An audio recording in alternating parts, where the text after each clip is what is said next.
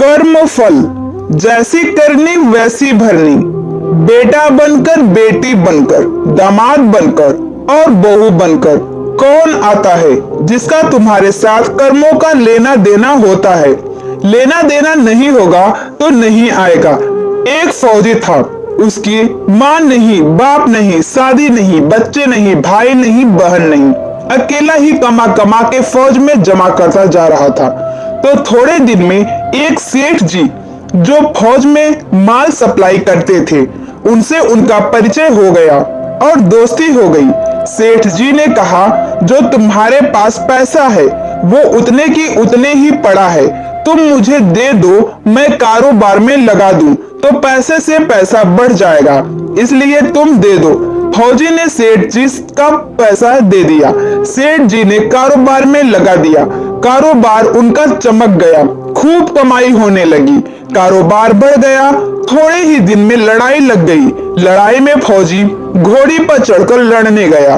घोड़ी इतनी बदतमीज थी कि जितनी जोर जोर से लगाम खींचे उतनी ही तेज भागी। खींचते खींचते उसके गलफट तक कट गए, लेकिन वो दौड़कर दुश्मनों के गोल में जाकर खड़ी हो गई। दुश्मनों ने वार किया, फौजी भी मर गया, घोड़ी भी मर गई। अब सेठ जी को मालूम हुआ कि फौजी मर गया तो सेठ जी बहुत खुश हुए कि उसका कोई वारिस तो है नहीं, अब ये पैसा देना किसको। अब मेरे पास पैसा भी हो गया, कारोबार भी चमक गया, लेने वाला भी नहीं रहा। तो सेठ जी बहुत खुश हुए। तब तक कुछ ही दिन के बाद सेठ जी के घर में लड़का पैदा हो गया। अब सेठ जी और खुश कि भगवान की बड़ी दया है, खूब पैसा भी हो गया, कारोबार भी हो गया, लड़का भी हो गया, लेने वाला भी मर गया। सेठ जी बहुत खुश हुए। वो लड़का होशियार था, पढ़ने में समझदार था। सेठ जी ने उसे पढ़ाया लिखाया। जब वो पढ़ लिख कर बड़ा हो गया तो सोचा कि अब ये कारोबार संभाल लेगा, चलो अब इसकी शादी कर दे। शादी करते ही घर में आ गई बहू रानी, दुल्हन आ गई। अब उसने सोचा कि चलो बच्चे की शादी हो गई, अब कारोबार संभालेगा। लेकिन कुछ दिन में बच्चे की तबीयत खराब हो गई। अब सेठ जी डॉक्टर के पास, हकीम के पास, वैद्य के पास दौड़ रहे हैं। वैद्य जी जो दे रहे हैं, दवा खिला रहे हैं और दवा असर नहीं कर रही। बीमारी बढ़ती ही जा रही, पैसा बर्बाद हो रहा है और बीमारी बढ़ती ही जा रही है। रोग कट नहीं रहा, पैसा खूब लग रहा। अब अंत में डॉक्टर ने कह दिया कि लाइलाज मर्ज हो गया, इसको अब असाध्य रोग हो गया, ये बच्चा 2-3 दिन में मर जाएगा। डॉक्टरों के जवाब देने पर सेठ जी निराश होकर बच्चे को लेकर रोते हुए आ रहे थे। रास्ते में एक आदमी मिला।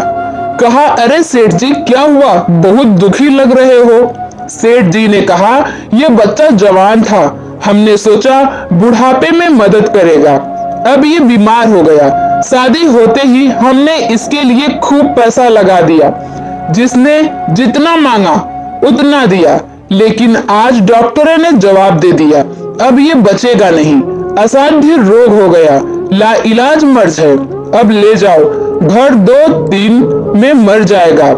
आदमी ने कहा, अरे सेठ जी तुम क्यों दिल छोटा कर रहे हो, मेरे पड़ोस में वैद्य जी दवा देते हैं, 2 आने की पुड़िया खाकर मुर्दा भी उठकर खड़ा हो जाता है, जल्दी से तुम वैद्य जी की दवा ले आओ। सेठ जी दौड़कर गए, 2 आने की पुड़िया ले आए और पैसा दे दिया। पुड़िया ले आए, बच्चे को खिलाई, बच्चा पुड़िया खाते ही मर गया। बच्चा मर गया।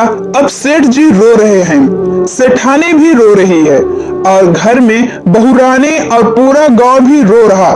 गांव में शोर मच गया कि बहुरानी सेठ की कमर जवानी में टूट गई। सब लोग रो रहे हैं। तब तक एक महात्मा जी आ गए।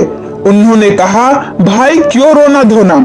लोग बोले, इस सेठ का एक ही जवान लड़का था, वो भी मर गया, इसलिए सब लोग रो रहे हैं, सब दुखी हो रहे हैं। महात्मा बोले, सेठ जी रोना क्यों। सेठ महात्मा, जिसका जवान बेटा मर जाए वो रोएगा नहीं तो क्या करेगा। महात्मा, तो आपको क्यों रोना? सेठ, मेरा बेटा मरा तो और किसको रोना? महात्मा, और उस दिन तो आप बड़े खुश थे। सेठ, किस दिन? महात्मा, फौजी ने जिस दिन पैसा दिया था। सेठ, हाँ, कारोबार के लिए पैसा मिला था तो खुशी तो थी। महात्मा, और उस दिन तो आपकी खुशी का ठिकाना ही नहीं था। सेठ, किस दिन? महात्मा, अरे जिस दिन फौजी मर गया, सोचा कि अब तो पैसा भी नहीं देना पड़ेगा, माल बहुत हो गया, कारोबार खूब चमक गया, अब देना भी नहीं पड़ेगा, बहुत खुश थे। सेठ, हाँ महाराज, खुश तो था। महात्मा, और उस दिन तो आपकी खुशी का ठिकाना ही न था, पता नहीं कितनी मिठाइयां बट गई। सेठ, किस दिन? महात्मा, अरे जिस दिन लड़का पैदा हुआ था। सेठ, महाराज, लड़का पैदा होता है तो सब खुश होते हैं, मैं भी हो गया तो क्या बात। महात्मा, उस दिन तो खुशी से आपके पैर जमीन पर नहीं पड़ते थे। सेठ, किस दिन? महात्मा, अरे जिस दिन बेटा ब्याहने जा रहे थे। सेठ, महाराज, बेटा ब्याहने जाता है तो हर आदमी खुश होता है, तो मैं भी खुश हो गया। महात्मा, तो जब इतनी बार खुश हो गए तो जरा सी बात के लिए रो क्यों रहे हो? सेठ, महात्मा, ये जरा सी बात है, जवान बेटा मर गया, ये जरा सी बात है। महात्मा, अरे सेठ जी, वही फौजी पैसा लेने के लिए बेटा बनकर आ गया, पढ़ने में, लिखने में, खाने में, पहनने में और शौक में, श्रृंगार में जितना लगाना था लगाया, शादी ब्याह में सब लग गया और ब्याह दर ब्याज लगाकर डॉक्टरों को दिलवा दिया। अब जब 2 आने पैसे बच गए, वो भी वैद्य जी को दिलवा दिए और पुड़िया खाकर चल दिया। अब कर्मों का लेना देना पूरा हुआ। सेठ जी ने कहा, हमारे साथ तो कर्मों का लेन देन था, चलो हमारे साथ तो जो हुआ सो हुआ। लेकिन वो जवान बहू रानी घर में रो रही है, जवानी में उसको धोखा देकर विधवा बनाकर चल गया, उसका क्या जुर्म था कि उसके साथ ऐसा गुनाह किया? महात्मा बोले, यह वही घोड़ी है जिसने जवानी में उसको धोखा दिया, इसने भी जवानी में उसको दे दिया।